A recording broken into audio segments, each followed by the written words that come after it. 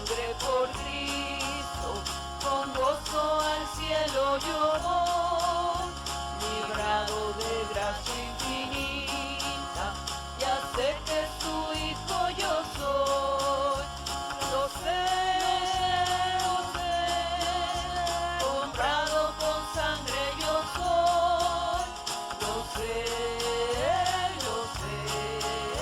con Cristo al cielo yo voy. Soy libre de pena y culpa, su gozo Él me hace sentir, me llena de gracia mi alma, con Él es tan dulce vivir. Lo sé, comprado con sangre yo soy, lo sé, con Cristo al cielo yo voy. Cristo yo siempre medito y nunca le puedo olvidar, callar sus favores no quiero, voy siempre a Jesús a alabar. Lo sé, comprado con sangre yo soy, lo sé, con Cristo al cielo yo voy. Yo sé que me espera corona, la cual a los fieles dará, Jesús Salvador en el cielo, mi alma con Él estará. Lo sé, comprado con sangre yo soy, lo sé, con Cristo al cielo yo voy.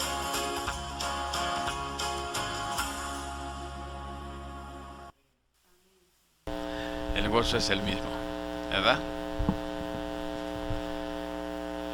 Pues hoy vamos a continuar con nuestro estudio de 1 de Timoteo. Hoy vamos a ver capítulo 2, pero nada más para retomar un poquito lo que hemos venido viendo. Recuerden que en el capítulo 1 Pablo les advierte y recomienda a Timoteo que tenga cuidado con las falsas enseñanzas. La carta de Timoteo prácticamente trata cómo debe de ser una iglesia, ¿sí? Y lo primero que debe de hacer es enseñar la palabra de Dios. Eso es lo primordial, es la base, enseñar la palabra de Dios. No filosofías humanas ni nada, sino enseñar la palabra de Dios. Por eso cantamos hace ratito, toda la escritura es inspirada por Dios y es útil para varias cosas. Es la suficiencia de las escrituras, solamente enseñar la palabra, porque de esa manera es como se pueden combatir las herejías. Si enseñando la palabra puedes combatirlas, y eso es lo que le recomienda Pablo a Timoteo, ¿sí? Y luego recuerden que hace 8 días vimos el testimonio de Pablo, el testimonio de Pablo, que estaba tratando de animar a Timoteo, aún con su propio testimonio, y le dice: Dios te va a ayudar, mira lo que Dios puede hacer por un pecador. Y Pablo se declara el pecador número 1, ¿sí? Dice que Cristo Jesús vino al mundo a salvar a los pecadores, de los cuales soy el primero. Y vemos que Pablo daba gracias a Dios por esa situación, ¿no? Vivía agradecido. Vimos las 5 características de un cristiano genuino, de un cristiano agradecido. Un cristiano genuino es agradecido con el Señor, ¿sí? Recuerda su pasado. Pablo no se le había olvidado de dónde lo había sacado el Señor, ¿sí? Y testificaba con su vida cambiada. Increíble, ¿no? La vida de Pablo, ¿sí? Le daba toda la honra y gloria al Señor. No había mérito en él para nada. Toda la honra y gloria al Señor, y peleaba la buena batalla, ¿sí? Así que hoy vamos a ver en el capítulo 2 cómo Pablo le dice que la importancia que debe de haber en la oración. Y va a exhortar a Pablo, a Timoteo, de que en una iglesia debe haber oración siempre orar. Pero pues hablando de oración, pues vamos a orar. Amado Padre Celestial, Señor, Gracias, Señor, porque recordamos también de qué estado nos has sacado, Señor, y nos has trasladado al reino glorioso, al reino de luz de tu Hijo Jesucristo, Señor, cuando antes andábamos en tinieblas, Señor. Le pedimos, Padre, que bendigas este tiempo, que bendigas este mensaje que extraemos de tu palabra, Señor, que me ayudes a exponerlo con fidelidad, Señor. Danos un corazón atento, sobre todo sensible, humilde, a ser enseñados por ti, Señor. Pedimos también por los que están en este momento enfermos, Señor, pues que traigas sanación a sus cuerpos, Señor, y también a sus almas, Señor. Ponemos este tiempo en tus manos, Señor, rogándote que podamos salir de aquí fortalecidos espiritualmente. En el nombre de Cristo, nuestro glorioso Salvador, te lo estamos pidiendo. Amén. Amén. Pues vámonos a la primera carta a Timoteo, al capítulo 2. Vamos a ver hoy 7 versículos, pero no piensen que por eso vamos a acabar pronto, porque vamos a llegar a un tramito que es medio polémico. Dice, así ya lo tenemos. En primer lugar, dice Pablo, en primer lugar, te ruego que ores por todos los seres humanos. Pídele a Dios que los ayude, intercede en su favor y da gracias por ellos.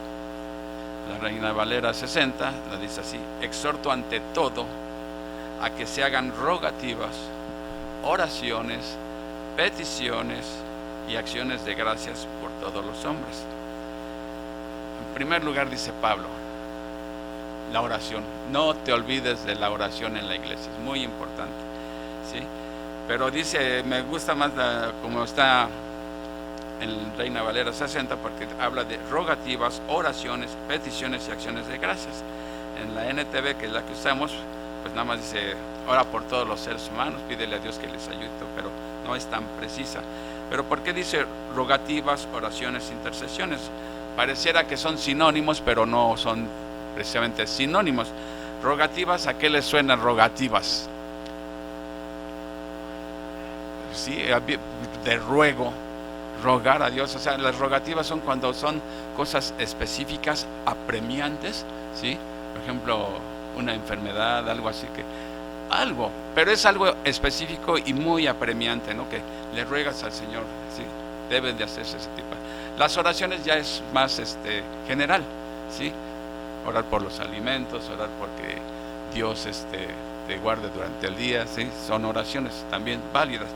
Intercesiones, pues cuando estás pidiendo por alguien más, por un tercero, que Dios le bendiga o lo cuide, pero es por un tercero, ¿sí? Y acciones de gracias, creo que no tiene vuelta de hoja de que cuando oramos también debemos de agradecer. De hecho dicen que, algo dice, si tú estás orando, y luego a veces podemos caer en ese error, y no le agradeces a Dios por todo lo recibido, dice, ya le cortaste las alas a tus oraciones, ya no van a volar, ya no van a subir porque le cortas. O sea que siempre debemos agradecer a Dios, no solamente pedir, porque a veces nada más estamos pide, sino también agradecerla. Hasta sería padre que un día nada más estés agradeciéndole a Dios y no estás pidiendo nada, ¿no? Pero eso es lo que dice Pablo, pide estas cosas, ¿sí? Pero siempre agradece a Dios. No olvides ese detalle. Pero bueno, ¿por quién deben de ser hechas estas oraciones? ¿Por quién? ¿Por todos los creyentes? Todos, aquí dice todos los seres humanos. Pero bueno, fíjense, aquí hay una postura que dice, cuando Pablo dice por todos los seres humanos, es muy difícil. Hay unos que dicen, bueno, dice todos los hombres, entonces debe de referirse a todos los hombres. Pero en una oración, pues como que orar por todos los habitantes del globo terráqueo, creo como que no va por ahí la idea de Pablo, no es lo que él tenía en mente, ¿sí? Y ahorita vamos a ver, hay dos posturas. Hay otros que dicen que se refiere a por toda clase de hombres.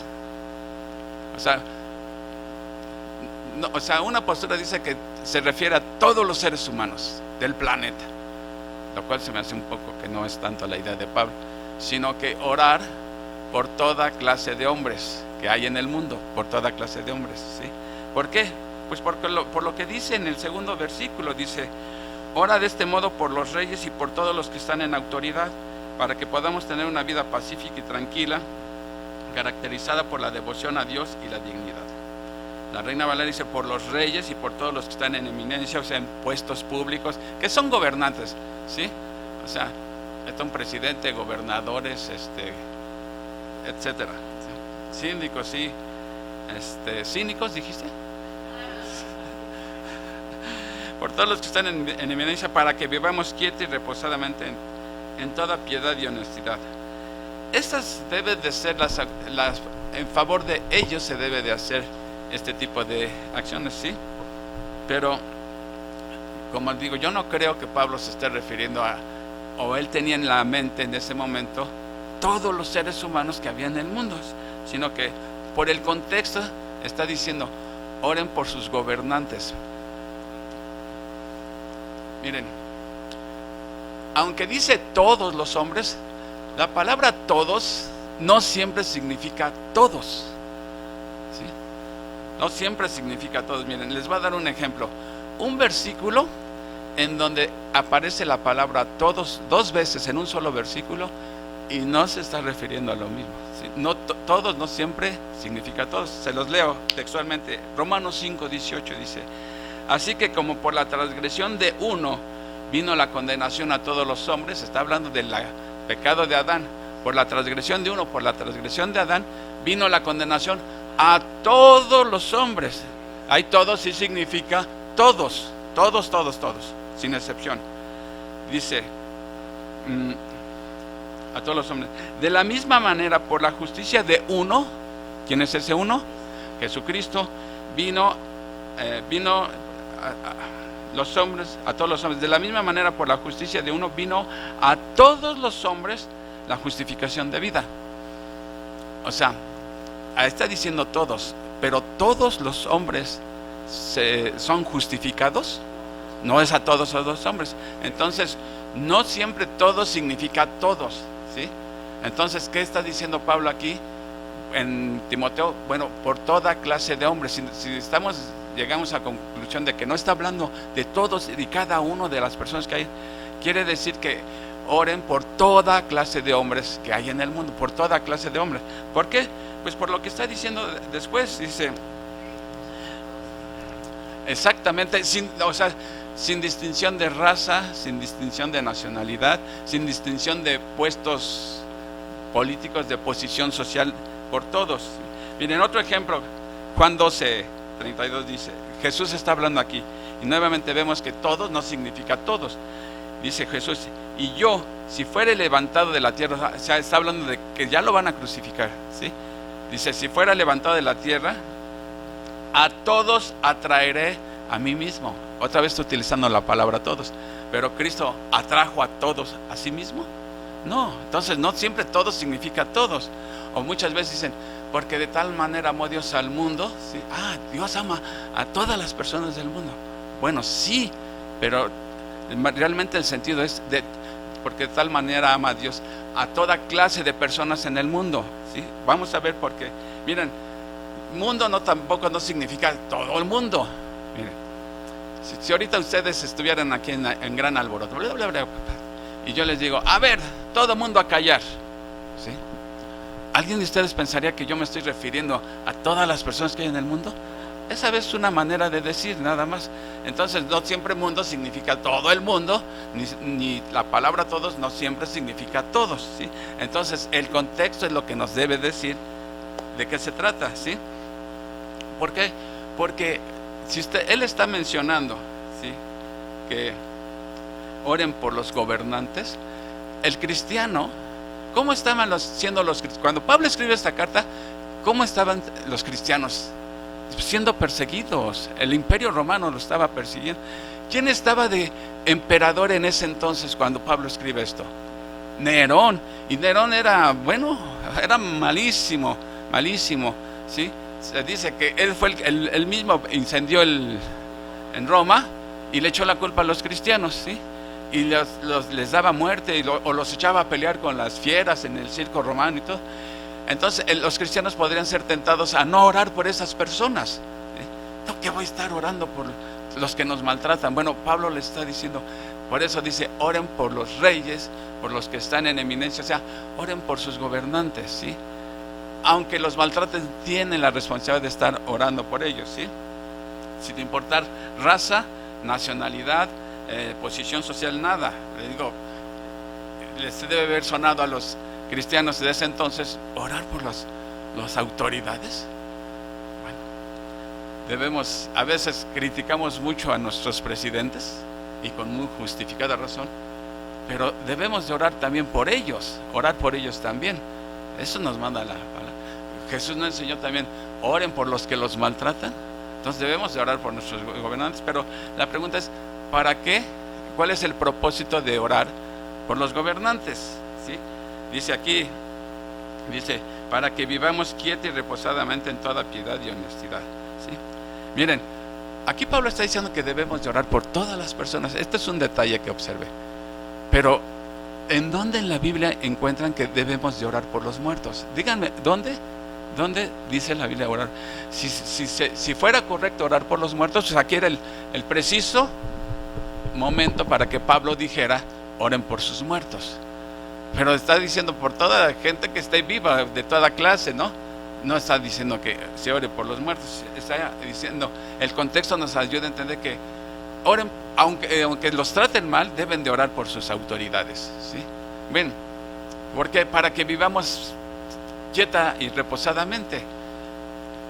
Si tuviéramos un presidente que fuera cristiano genuino, seguramente que el país viviría en mejores condiciones.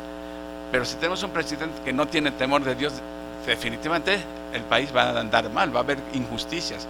Miren, por ejemplo, con Bukele se llaman, ¿no? O sea, El Salvador ya es otra cosa, con alguien cuando está en la autoridad de alguien cristiano. Y no estoy diciendo que sea perfecto, ¿sí? Pero se ha notado el cambio. Bueno, esa es la razón.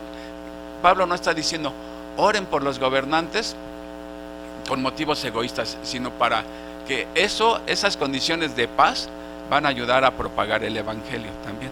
Que no es lo mismo que un país cuando está en guerra que puedas propagar el evangelio, que vámonos que vienen los soldados, etcétera. Pues eso es lo que debemos de hacer nosotros, orar.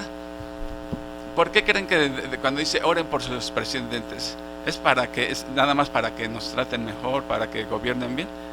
¿Cuál será la idea de Pablo de fondo de oren por sus gobernantes? Por su salvación. Eso es de su salvación. No que, ay Señor, te pido que cuides a nuestro presidente para que nos suba las pensiones más, nos dé más. No, con motivos egoístas. No. Es orar realmente por la salvación de ellos, ¿sí? ¿Por qué? Porque Pablo le está diciendo, deben de orar sin distinción de nada, ¿sí? Porque o alguien podría pensar, bueno, vamos a orar por los gentiles. No, ¿cómo crees que por los gentiles?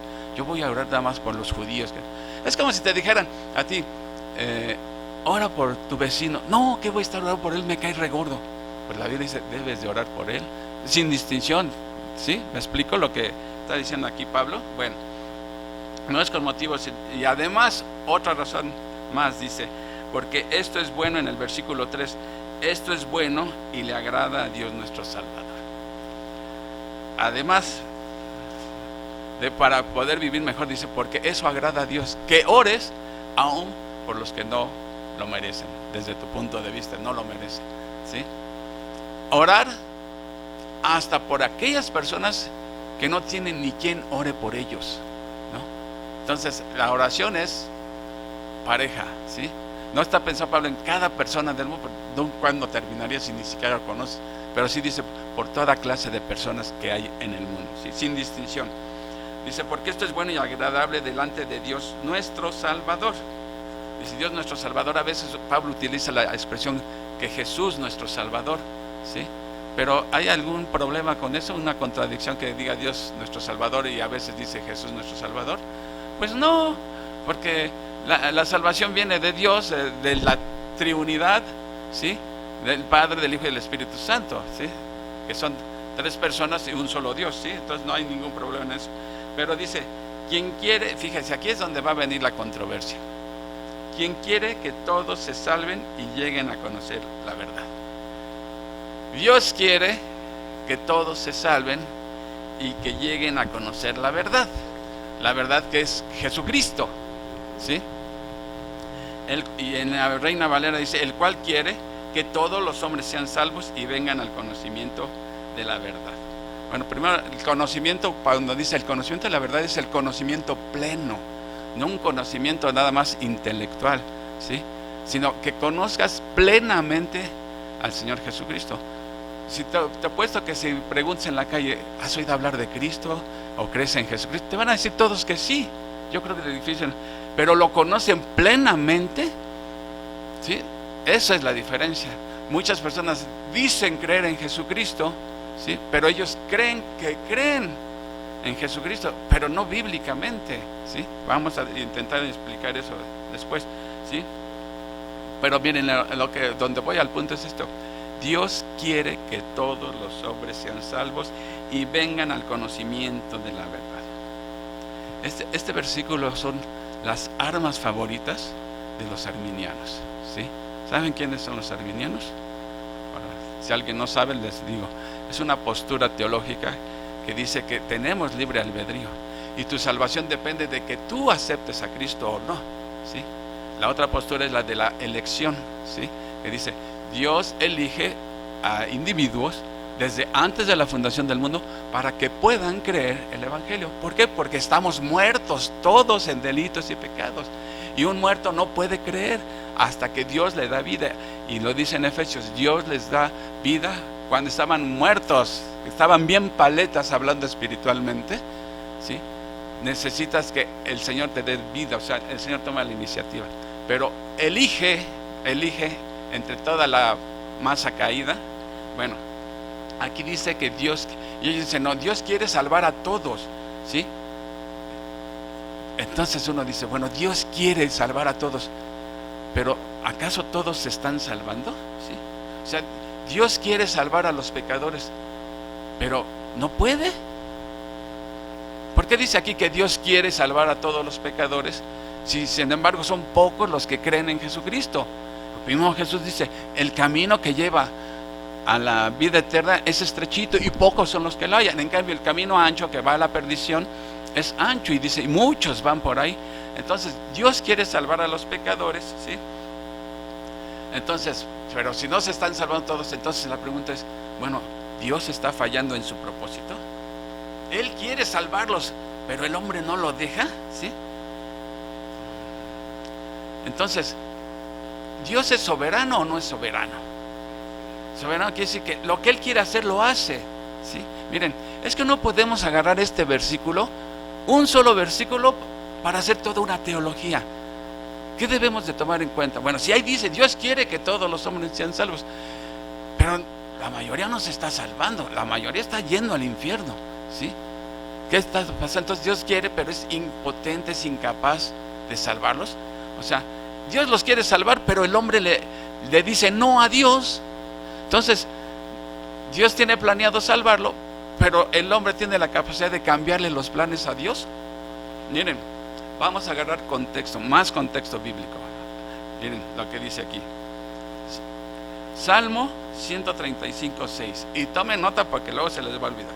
Salmo 135:6. Todo lo que Jehová quiere, ¿qué dice? Lo hace. Todo lo que Jehová quiere, lo hace. Ah, sí, pero a lo mejor lo puede hacer en el cielo, pero aquí en la tierra, dice aquí, en los cielos y en la tierra, en los mares y en todos los abismos. Todo lo que Jehová quiere, lo hace. Y aquí dice que quiere salvar a todos los hombres. ¿Qué está pasando?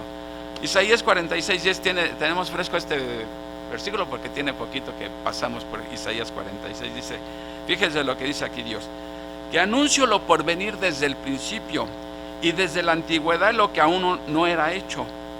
Que digo, mi consejo permanecerá y haré todo lo que quiero. Lo dice claramente. Dios dice, haré todo lo que quiero. Y acá dice que Dios quiere salvar a todos los pecadores, pero sin embargo, la realidad es que muchos no se están salvando. Entonces, ¿qué pasa? Dios quiere, pero no puede. Daniel 4:35 dice Daniel: todos los habitantes de la tierra son considerados como nada. Y Él hace, ¿Él quién? Dios. Y Él hace según su voluntad en el ejército del cielo y en los habitantes de la tierra. Y no hay quien detenga su mano y le diga: ¿qué haces? Esa es la soberanía de Dios. Job 42:2 dice: yo conozco que todo lo puedes y que no hay pensamiento que se esconda de ti. Eso es la soberanía de Dios, que Dios puede hacer lo que quiera en su creación. Dios puede hacer lo que quiera. Y repito, Dios quiere salvar a todos los hombres, pero sin embargo no se están salvando todos los hombres. Y estamos viendo que Dios es soberano, que lo que quiere hacer Él lo hace. Entonces, ¿qué está pasando aquí? Estos versículos que acabamos de ver, y hay más, nos demuestra una cosa: que Dios es soberano, que puede hacer lo que le plazca sin darle explicación a nadie, ¿sí? Y nadie puede cuestionar a Dios, porque Dios hace lo que Él quiera. Y no significa esto que, como nosotros, que hagamos las cosas a veces caprichudamente o caprichosamente. No, porque Dios actúa siempre en conformidad con todos sus atributos. Sí, Él puede hacer lo que quiera, pero mezclado con su amor, su bondad, su sabiduría, su omnisciencia, etcétera, ¿sí? Y no hay quien detenga su mano y le diga: ¿qué haces aquí? Dios nunca se equivoca, y lo que quiere hacer, lo hace. Él es soberano. Miren, dice Mateo 10:29: no se venden 2 pajarillos por un cuarto, con todo, ni uno de ellos cae a tierra sin vuestro Padre. O sea, hasta la muerte de un pajarito está en control de Dios. No, pues es que tiré un resorterazo y le pegaste. No, Dios dijo: ese pajarito va a caer. Él tiene el control absoluto de todo, ¿sí? Entonces, quiere, pero no puede. O quizá puede, pero no quiere. Parece una contradicción, ¿no? Dios quiere que todos sean salvos, ¿sí? Entonces, si Dios quiere que todos sean salvos, entonces eso significaría que Cristo murió por todas las personas. Y esto, ya les dije, esto es algo polémico, porque el tercer punto del calvinismo habla de expiación limitada. O sea, ¿por quiénes murió realmente Jesucristo? Tenemos versículos que prueban que por todo. Miren, tan simple como esto: si Cristo murió por todo, hombre, un arminiano me estaría ahorita colgando a mí. Si Cristo murió por todos los pecadores, entonces la deuda está pagada. De todas las personas ya está pagada la deuda, ¿sí? Él pagó por todos, de acuerdo a esa postura. Y si Cristo ya pagó la deuda de todos, entonces ¿por qué muchos terminan pagando su deuda en el infierno? O sea, ¿Dios les cobra la deuda 2 veces? Ni hablando humanamente te pueden juzgar 2 veces por el mismo delito. Te juzgan una sola vez y ya. Una sentencia y ya. Entonces aquí sería: ya Cristo pagó por los pecados de todas las personas, y sin embargo muchas gentes. ¿Cómo sabemos que muchas gentes están terminando en el infierno? Bueno, porque la Biblia lo dice en Apocalipsis, en el gran trono blanco: ríos y ríos, muchedumbres que están yendo al lago de fuego. Jesús lo dijo: muchos van caminando por ahí, ¿sí? ¿Qué está pasando entonces? O alguien podría pensar: bueno, Él sí murió por todos, pero pues por lo visto el sacrificio no sirvió mucho, no sirvió de mucho, porque muchos están yendo al infierno. ¿Creen que pueda ser posible eso? ¿Qué exalta más al Señor Jesucristo? ¿Que su sacrificio fue efectivo sobre todas aquellas personas por las cuales murió? ¿O un sacrificio que fue por todos, pero que muchos se están perdiendo? ¿Qué confianza podrías tener en ese sacrificio si muchos están terminando en el infierno? ¿Sí? Entonces, ¿qué pasó? ¿No sirvió el sacrificio? Alguien puede decir: bueno, dice, Él hizo lo que pudo, morir por todos, pero pues los hombres resultaron rejegos, de corazón de piedra, ¿sí? ¿Ustedes creen que el poder de Dios, si Él es soberano y todopoderoso, un corazón de piedra no lo puede derretir Él? ¿Qué pasó con Pablo? Simplemente, Pablo, que era un acérrimo enemigo, ¿cómo Dios lo transformó? Quizá algún día tú también te renegabas, no querías venir a Cristo, pero finalmente, ahora, no te trae a la fuerza el Señor, porque dicen, bueno, eso es como querer salvar a alguien a la fuerza, si Dios toma la decisión. No, porque Dios, cuando te da vida, cambia tus motivaciones, tu voluntad. O sea, todos venimos a Cristo voluntariamente. Aunque antes nos negábamos, ahora venimos a Él voluntaria y gozosamente. ¿Por qué? Porque hasta en tu voluntad trabaja el Señor. Sí, no te trae a la fuerza. Tú quieres venir a Cristo, porque ya te dio vida Cristo a ti. Miren, entonces llegamos a la conclusión que el hombre no tiene la capacidad de alterar el plan de Dios, ¿sí?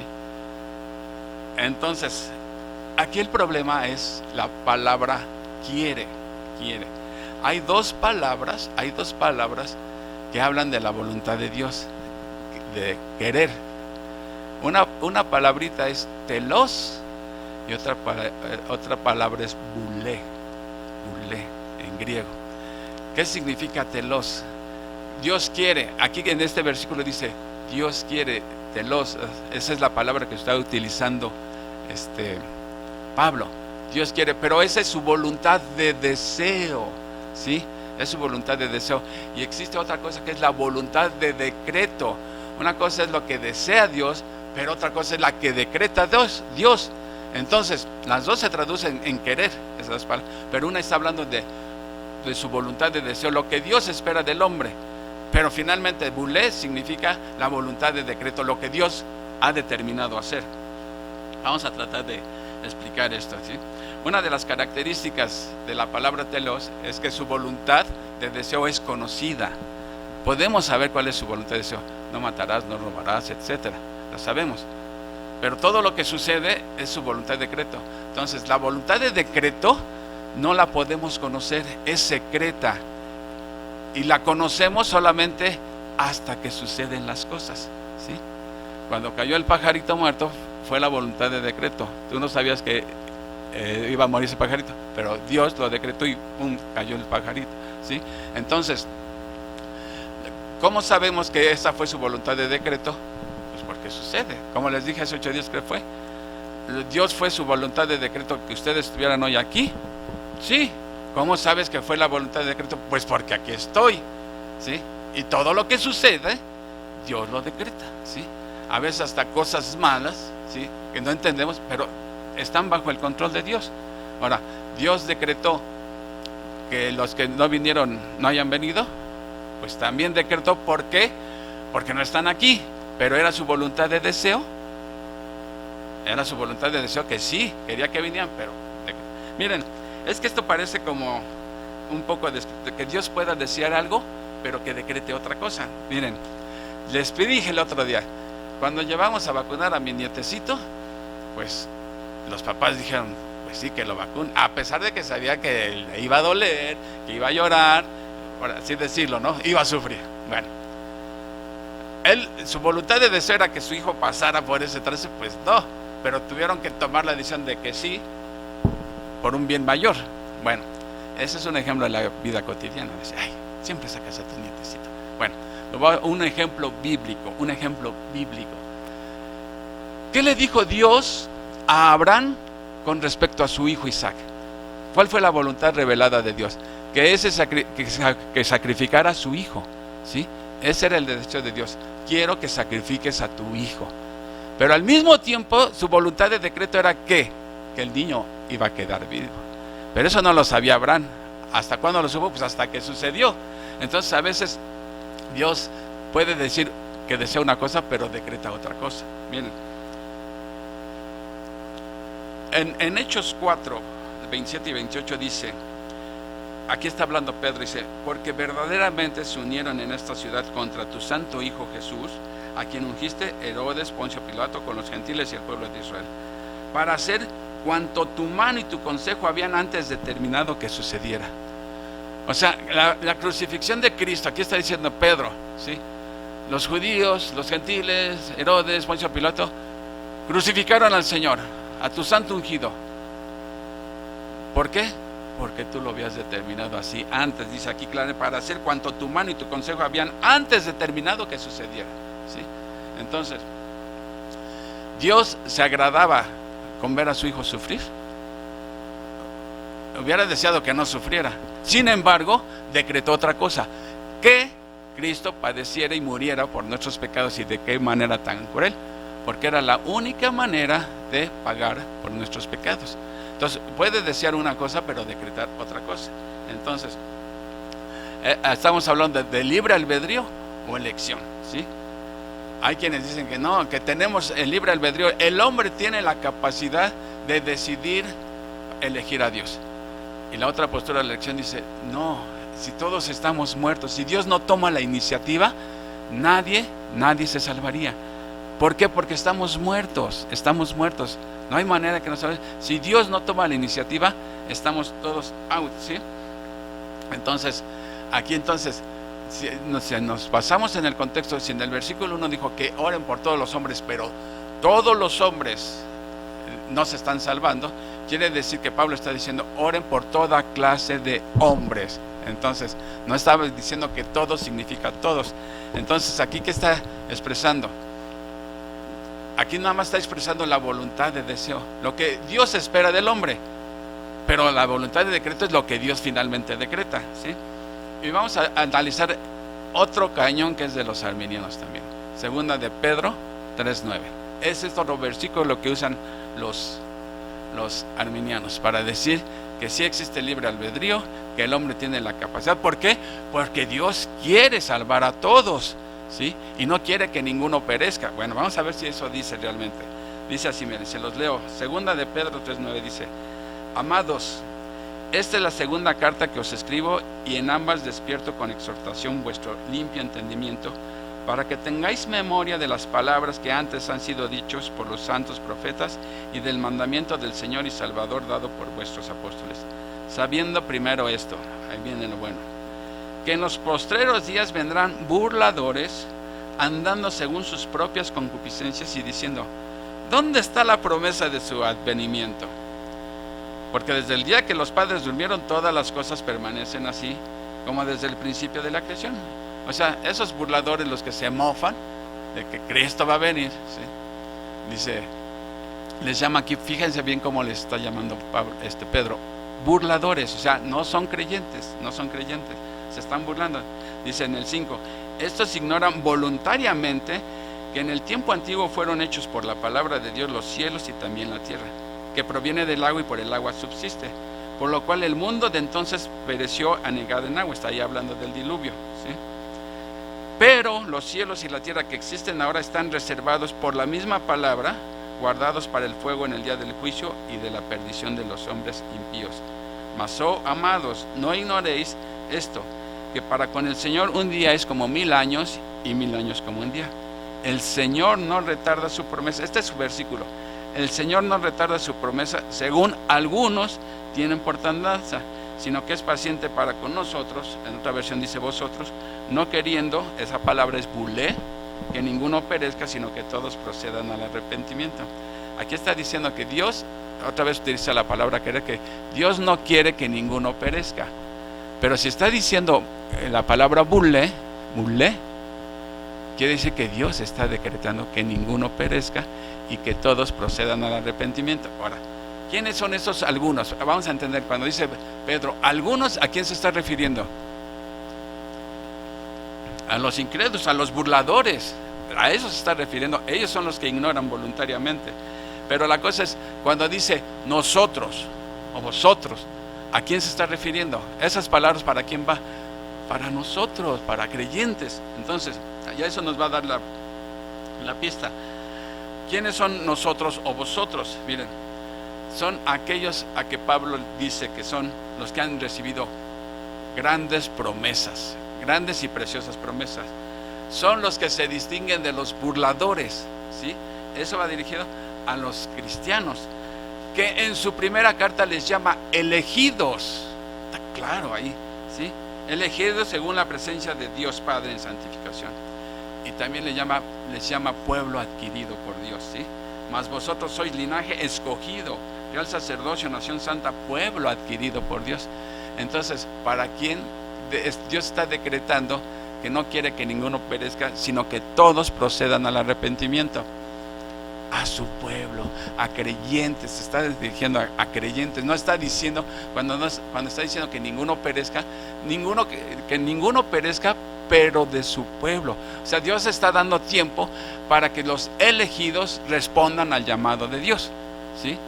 Y 1000 años para Dios es un día. O sea, no hay. Entonces, ¿por qué Cristo no ha regresado? ¿Sí? Pues en conclusión, porque Dios no quiere, o sea, porque decreta que ninguno de sus elegidos, ¿sí? Es la palabra bulé, y está dando tiempo, por eso dice 1000 años es como un día. Entonces, ellos utilizan estos, es que Dios no quiere que ninguno perezca, ¿sí? Sino que todos procedan al arrepentimiento. Pero ¿quiénes son los que van ¿quiénes son los que van a aceptar? Sus elegidos. Entonces cuando está diciendo que ninguno perezca, se está refiriendo a todos esos pecadores que Dios ha elegido, y ahí lo está decretando. Entonces, ¿se va a perder un elegido? No, porque dice la palabra bulé, ¿sí? Bulé, Dios está decretando, y lo que Dios quiere hacer, ¿se hace o no se hace? Se hace. Entonces, en una está expresando la voluntad de decir, pero otra es voluntad de decreto, ¿sí? Entonces, cuando dicen, ¿podemos conocer la voluntad de Dios? Bueno, primero dime a qué voluntad te refieres, a su voluntad revelada o a su voluntad secreta, ¿sí? A la voluntad de deseo o a la voluntad de decreto. La voluntad de deseo la podemos conocer, ¿sí? ¿En dónde? Es aquí sabemos en la palabra, pero su voluntad de decreto no la podemos conocer hasta que sucede. ¿Sí me explico? Ahora, entonces, aquí estamos viendo que, aunque dice ahí, Dios quiere que todos los hombres sean salvos, está expresando un deseo, pero por ese puro versículo no puede ser toda una doctrina, ¿sí? O sea, porque si Dios quiere, pero sin embargo no se están salvando, una de dos: o Dios se contradice, Dios se contradice, o simplemente yo no estoy entendiendo bien ese texto. ¿Y cuál es de las dos opciones? Si Dios se contradice, o no estoy yo entendiendo bien. No estoy entendiendo. Entonces, ¿qué se requiere? Sigue estudiando, sigue macheteándole, y vas a ver que no hay contradicción, ¿sí? Entonces, ve qué palabras se está utilizando. No porque diga Dios quiere decir, porque si no, entonces la conclusión sería que sí, pues sí quiere salvar a todos, pero es incapaz de salvar a todos. El hombre tiene la capacidad de cambiarle los planes a Dios. Dios dice, bueno, es que Juan Pérez, yo lo quería salvar, dice, pero él no quiso. Entonces, ¿es soberano o no es soberano? Entonces, ¿por qué dice que lo que él quiere hacer se hace? Punto. Bueno, aquí dice versículo 5, pues hay un Dios y un mediador que puede reconciliar a la humanidad con Dios, y es el hombre Cristo Jesús. Él dio su vida para comprarles la libertad a todos. Este es el mensaje que Dios le dio al mundo justo en el momento preciso. La Reina Valera lo dice así: porque hay un solo Dios y un solo mediador entre Dios y los hombres, Jesucristo hombre, el cual se dio a sí mismo en rescate por todos, de lo cual se dio testimonio a su debido tiempo. Aquí está diciendo algo bien interesante. Se debe de orar porque por toda clase de personas, ¿sí? Porque Dios quiere, desea, voluntad de deseo, que todos sean salvos, y porque hay un solo Dios. Nada más hay un solo Dios, ¿sí?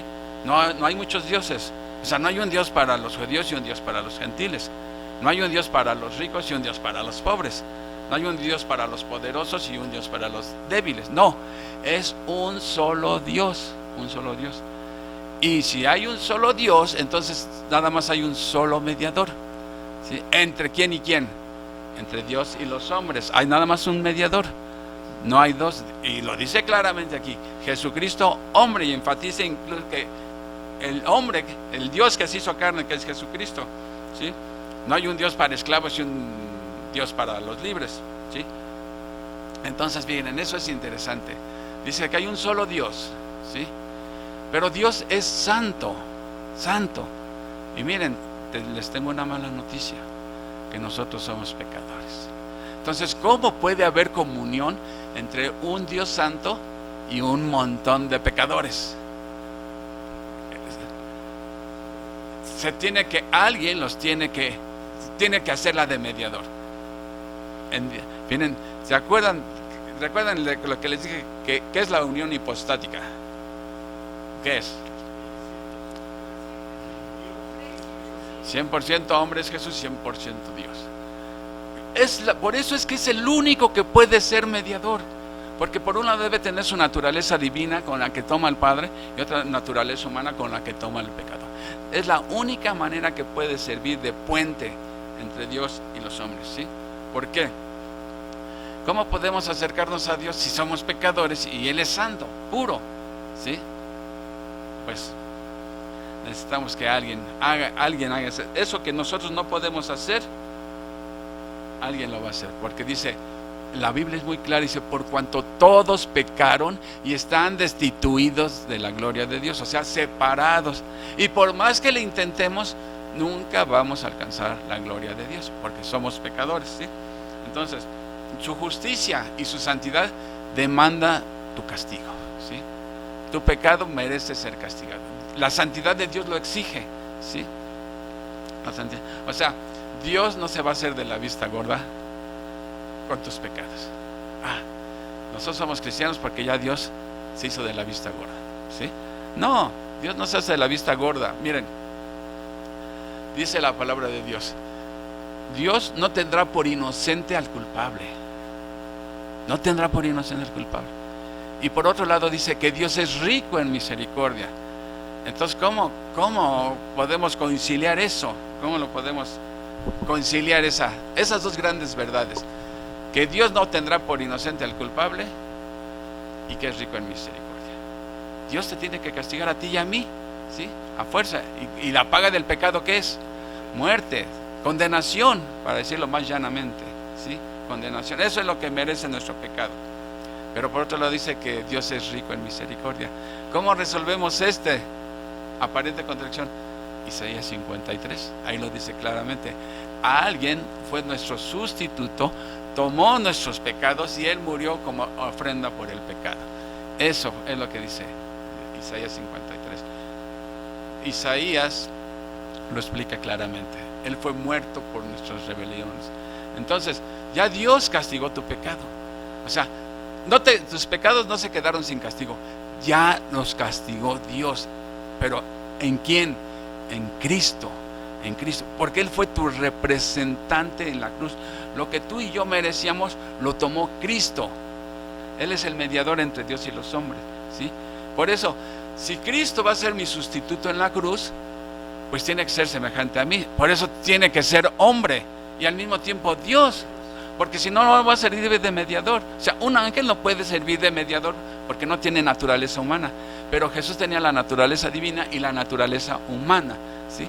Por eso puede servir de eslabón, de puente entre Dios y el hombre. Porque tiene que ser como yo. O sea, si va a ser mi representante, tiene que ser un hombre.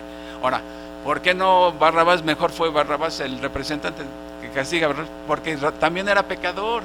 Y un pecador no puede morir por los pecados de otro. Tiene que ser, el sacrificio debe ser perfecto 100%. O sea, sin pecado. Que el que vaya a pagar por ti haya sido sin pecado, que nunca haya cometido un pecado, ¿sí? Solamente Dios. Cristo, como Dios y como hombre. Por eso es el único, dice, por eso hay un solo Dios y un solo mediador. ¿Alguien más puede ser mediador? ¿Conocen de quién tienen a dos naturalezas? Nadie. Entonces por eso dice, porque hay un solo Dios y un solo mediador entre Dios y los hombres. ¿Quién? Jesucristo, hombre. El Dios hecho hombre es el único que hay. Y lo dice, quien se dio a sí mismo en rescate. O sea, ¿qué indica eso que se dio a sí mismo? Voluntariamente lo hizo, por amor a nosotros, porque es rico en misericordia. Entonces la deuda la pagó Él, ya la pagó. Entonces al pecador le resta pagar también la deuda. Ya no, porque entonces estaría haciendo una deuda que se pagó 2 veces, ¿sí? Miren, si alguien me presta a mí $1,000,000, Uriel me presta $1,000,000 y yo no se lo voy a poder pagar nunca, ¿sí? Bueno, pero un amigo le paga el $1,000,000. Él puede volvérmelo a cobrar a mí ya no me lo puede cobrar porque ya alguien lo pagó. Entonces Dios nos podría cobrar otra vez la deuda si ya la pagó el Señor Jesucristo. ¿Ven? Entonces eso explica por qué no todos se salvan, porque si, o sea, que Cristo no murió por todos, porque si no, entonces muchas personas estarían pagando doble deuda. Eso no es posible, no es posible. Y digo, hay sus posturas, no crean que somos dogmáticos. Hay gente que piensa, no, si Dios no te mandó al infierno fue porque tenías un corazón duro y todo. Pero Dios te quiso salvar, pero tú no te dejaste, ¿no? Saliste rejego. Él hizo lo que pudo, pero tú no le dejaste a Dios. Por eso terminaste en el infierno. Eso no es posible, porque si Dios quiere salvar, ¿sí? Lo que quiere hacer Dios es. Entonces, cuando hablamos de querer, siempre analicemos qué palabras está utilizando. Voluntad de deseo o voluntad de decreto, porque lo que es de decreto va a suceder siempre, ¿sí? Entonces, por eso nada más hay un solo mediador, un solo Dios y un solo mediador, Jesucristo, hombre, que Él se dio a sí mismo por nosotros, ¿sí? Y ese es el mensaje que se debe de proclamar, que solamente hay un Dios y un solo mediador, Jesucristo, hombre. Dice Pablo en el 7, y yo fui elegido como predicador y apóstol para enseñarles a los gentiles. Fíjense, cuando un judío no podía ver ni en pintura a los gentiles, Dios comisiona a Pablo para que enseñe justamente a quienes le caían mal, por así decirlo, a los gentiles. Pero Señor, me caen gordos. No, ya Dios le puso, como le transformó el corazón, le puso el amor por los gentiles. Y Pablo amaba mucho a los gentiles, ¿sí? Porque el amor de Dios ha sido derramado en nuestro corazón. Dice en la Reina Valera, pero yo fui constituido predicador y apóstol, digo verdad en Cristo, no miento, y maestro de los gentiles en fe y verdad. O sea, para llevar a cabo este plan de salvación hacia los gentiles, Dios comisionó a Pablo para que él predicara la buena noticia. Por eso entonces también se encaja con que Dios quiere que sean salvos todos los hombres, pero de todas clases, no nada más que se pensara que era el Dios que salvaba a los judíos.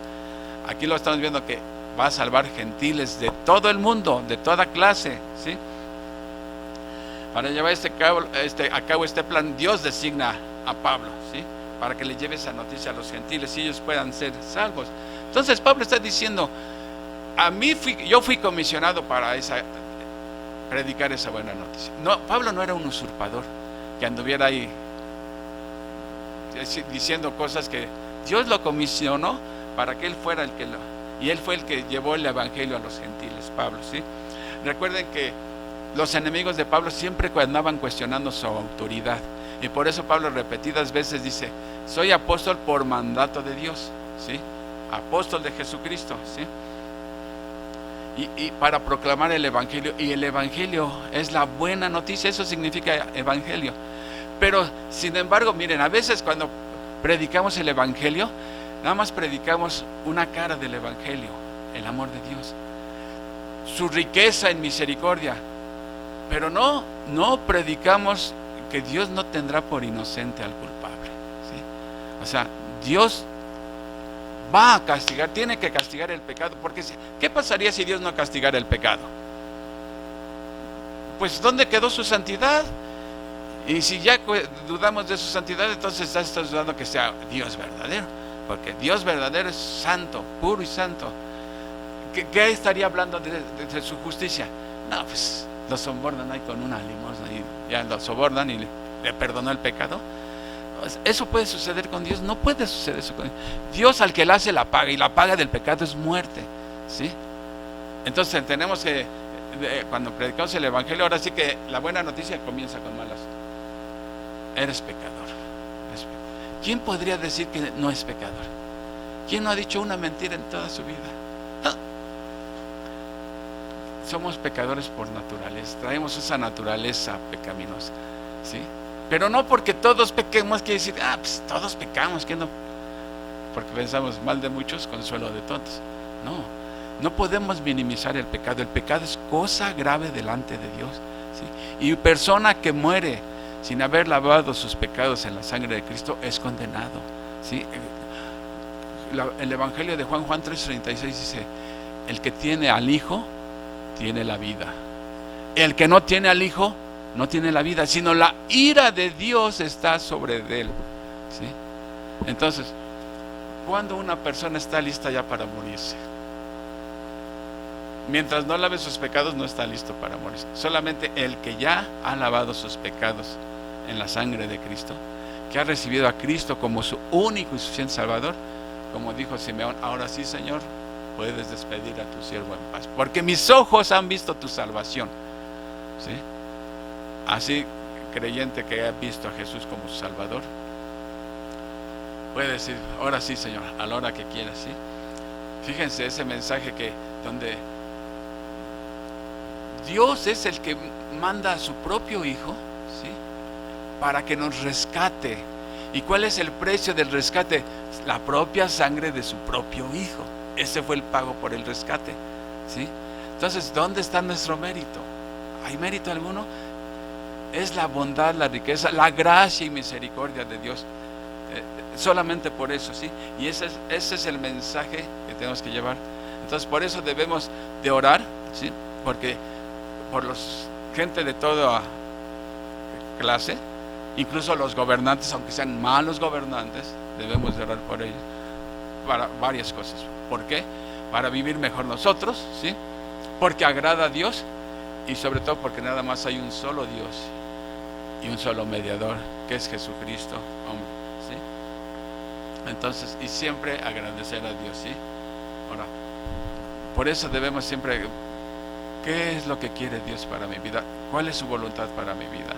Bueno, la voluntad revelada está aquí en la palabra, pero hay cosas que Dios no nos ha revelado, voluntad que Dios no ha revelado. Y lo dice Deuteronomio 29:29. Ni quieras investigar la voluntad secreta de Dios, porque la vas a conocer hasta que suceda, ¿sí?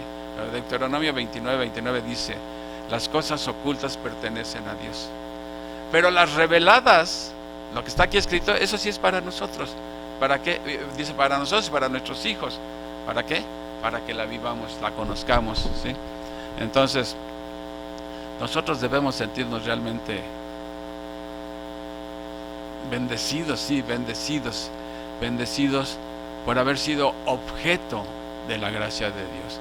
Entonces, ya sea que seas de postura arminiana o de la elección, no te quiebres la cabeza con eso. Mejor agradece que Dios te ha elegido. Recuerda a los tesalonicenses, tiene poco que vimos tesalonicenses, les dice, me consta que ustedes eran elegidos de Dios. ¿Cómo sabía Pablo que eran elegidos de Dios? Por la vida que mostraban, ¿sí? ¿Cómo sabemos que uno de nosotros es elegido? Bueno, pues por la vida que llevamos. O sea, porque puede haber jarabe de pico también, puro jarabe de pico, pero por la vida te das cuenta que yo creo que cuando eres elegido tienes amor por su palabra, tienes amor por congregarte, ¿sí? Tienes amor por orar, ¿sí? Agradecer a Dios. Entonces tenemos tantas cosas que debemos de agradecer a Dios, ¿sí? Y orar, y orar. Aquí, ahora, la próxima semana vamos a ver el papel de la mujer en la iglesia también. Aquí, entonces hemos visto varias cosas de lo que llevamos a que Timoteo debe de enseñar la pura palabra de Dios, no sazonar la palabra con ideas humanas, la pura palabra de Dios, ¿sí? Debe combatir las herejías, ¿sí? Deben de orar en la iglesia por todos, por toda clase de hombres, ¿sí? Ahora vamos a ver en la próxima el papel que juega la mujer en la iglesia, que también está medio controvertido y polémico, ¿sí? Pero vamos a ver qué dice la palabra de Dios. Nuestra autoridad es la palabra de Dios. Vamos a orar, mis hermanos. Bendito Padre Celestial, gracias, Señor, te damos porque nos hayas elegido desde antes de la fundación del mundo, que hayas mostrado gracia y misericordia hacia estos pobres pecadores que somos todos nosotros, Señor. Te lo agradecemos, Padre, y ayúdanos a abrir nuestra boca, ¿sí? Para proclamar este mensaje de paz, Señor, de que nada más hay un solo Dios y un solo mediador entre Dios y los hombres, como dice tu palabra, Jesucristo, hombre, Señor, quien se dio a sí mismo para rescatarnos de la esclavitud del pecado, Señor, y nos ha dado libertad en Cristo, Señor. Agradecemos todo esto en el bendito nombre de tu Hijo Jesucristo. Amén. Amén, mis hermanos.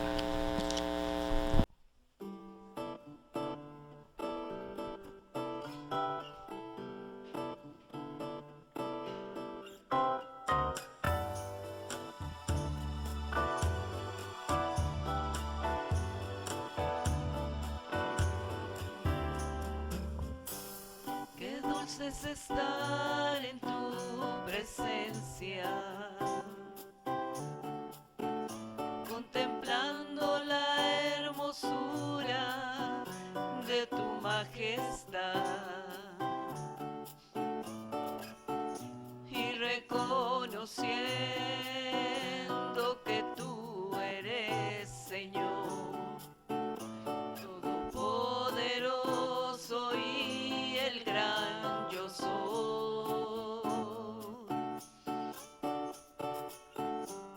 Qué dulce es estar en tu presencia, contemplando la hermosura de tu majestad y reconociendo que tú eres Señor Todopoderoso y el gran yo soy.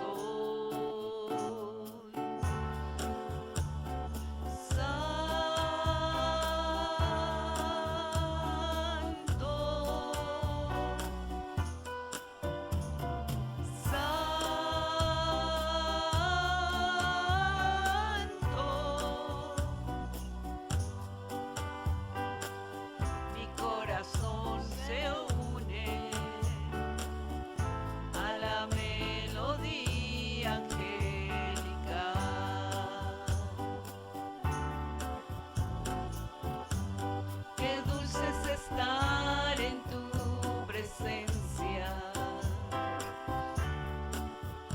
contemplando la hermosura de tu majestad y reconociendo que tú eres Señor Todopoderoso y el gran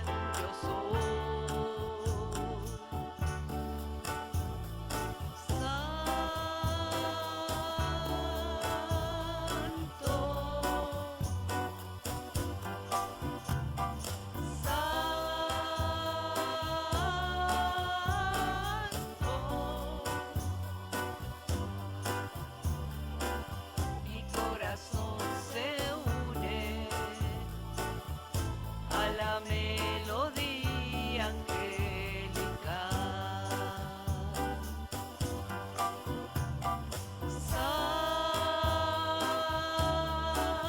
Santo,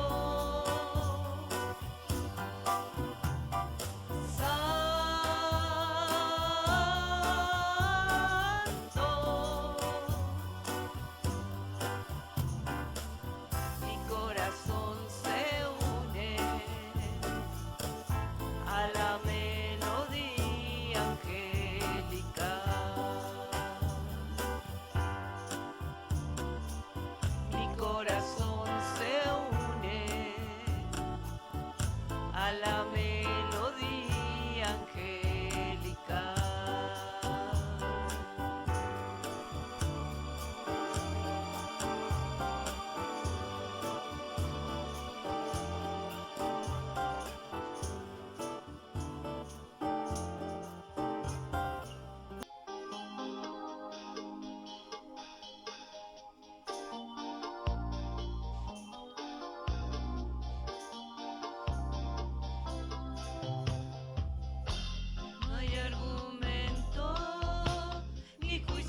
Contra mí, Él con su sangre me vino a redimir,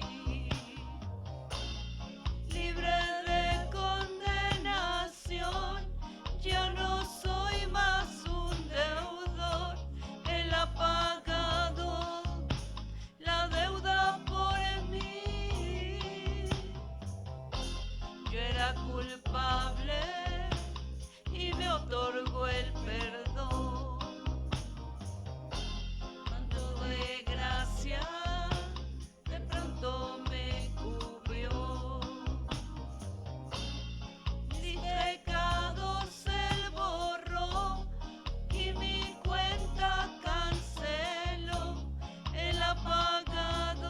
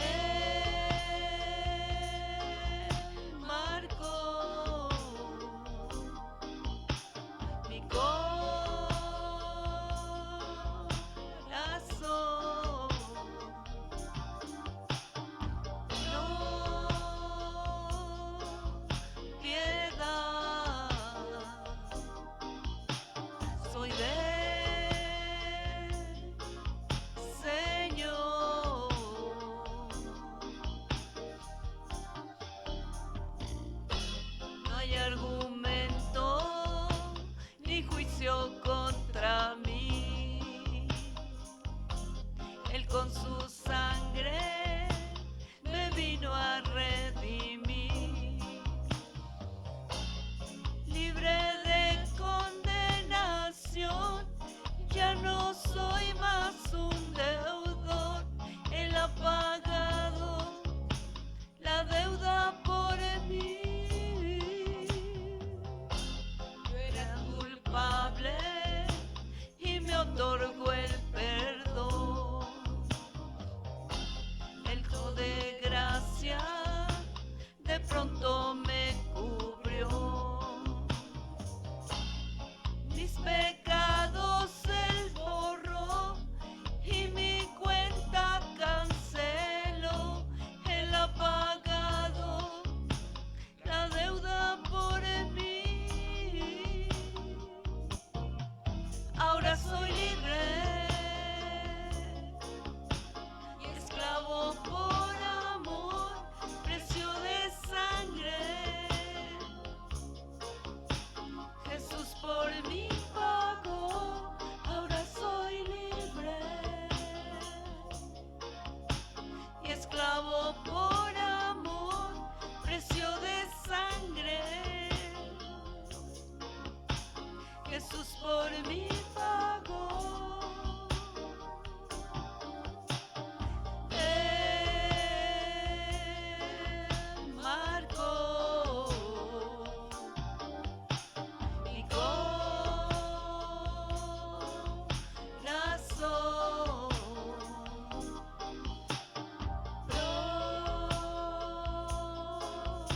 Propiedad. Soy de Señor.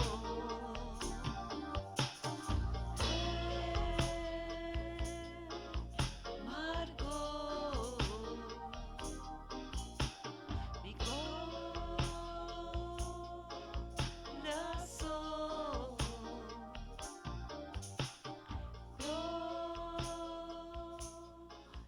Piedad. Soy del Señor. Amén. Amén, amén, amén. Bueno, hermanos, vamos a hacer una oración de despedida. Y bueno, Padre Santo, nuevamente, Señor mío, no nos cansamos de agradecerte, Padre Santo, todo lo que haces por todos nosotros, por todos tus elegidos, Señor, Padre Santo. Gracias porque moriste, mandaste a tu Hijo morir por mí, por todos tus elegidos y por todos los que estamos aquí presentes, Señor, Padre Santo. Gracias por permitirnos escuchar tu palabra, Señor mío. Gracias por todo esto, Padre. Te pido que lo llevemos en nuestro corazón, Señor, Padre Santo, y agradecer y orar, Padre Santo, por todas las personas, Señor, Padre mío, que nos rodean, Señor, Padre mío. Conozcamos y no conozcamos, por nuestros enemigos también, Señor, Padre Santo. Gracias que podamos pasar un domingo agradable, Señor, Padre Santo, con nuestras familias, Señor mío, que nos enseñes a valorar, Señor Padre bendito, a la familia, Señor Padre bendito, ya que tú nos la has dado, Señor Padre Santo.